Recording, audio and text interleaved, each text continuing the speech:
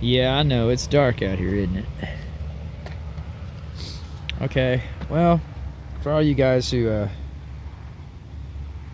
wonder how I do it, I got this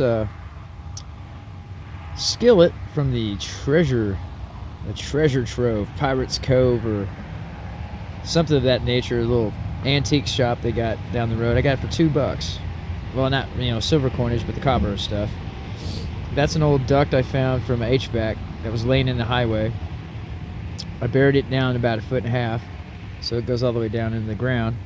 Got it built up a little bit, so I just put my logs in there, and we're going to take the ash and we're going to dump it out there where the mushroom spores are at, remember? But anyhow, this is what's going on.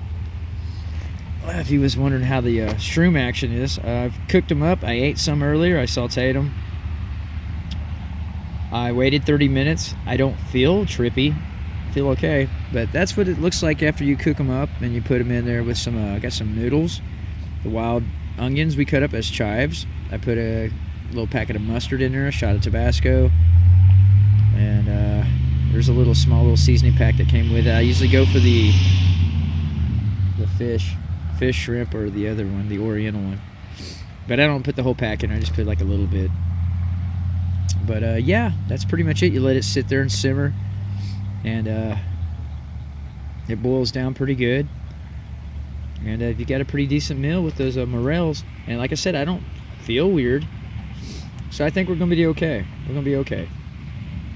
Just make sure, if you've never eaten these before. Some people haven't.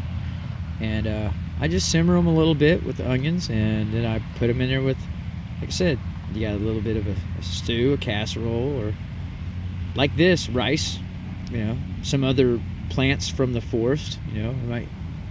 Still got quite a bit left over there. But I'm going to give some to my friends tomorrow.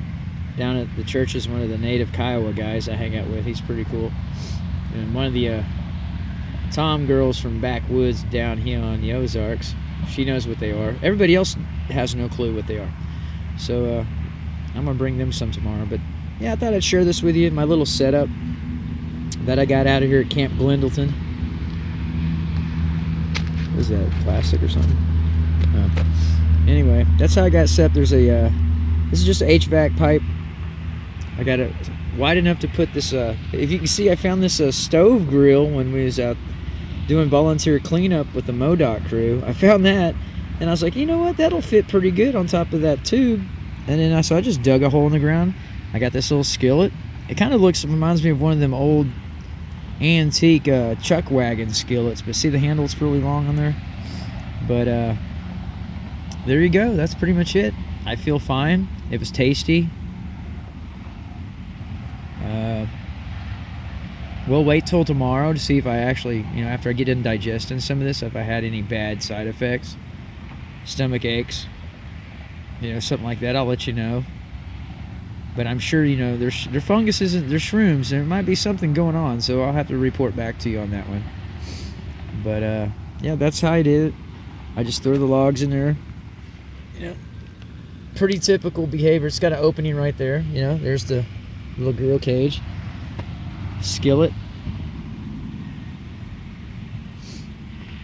and I only usually cook out on the weekends when it's the dew level is high, because I am in a red cedar forest, and this stuff is flammable, so I can't be irresponsible, otherwise I'll burn the place down, and that wouldn't be any good, now would it?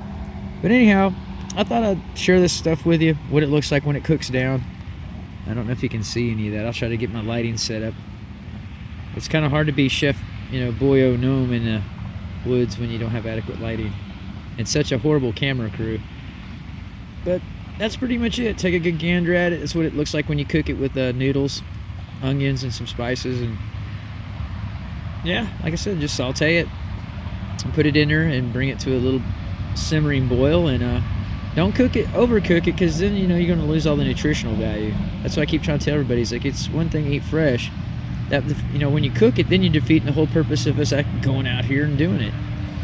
So there you go. That's pretty much what I'm gonna be eating this lovely Saturday evening. And yeah, there it is. That's the finished product. We went right? We went out into the forested area, foraged, you know, gleaned what we could, harvested the shrooms, brought them back, dried them out, washed them, collected the spores, dumped them out. It rained.